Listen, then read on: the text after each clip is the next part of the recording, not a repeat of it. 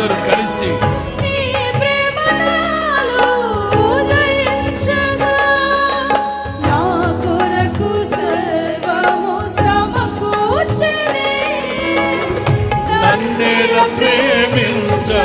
మనసాయను నీ మనసెంతో మహోన్నతము కొంతైన నీ రుణము తీర్చేదెలా నీవు లేక క్షణమైన బ్రతికేదెలా విరిగి నలిగిన మనసుతో నిన్నే సేవించెదా యజమానుడా సేవించెదా నా యజమానుడా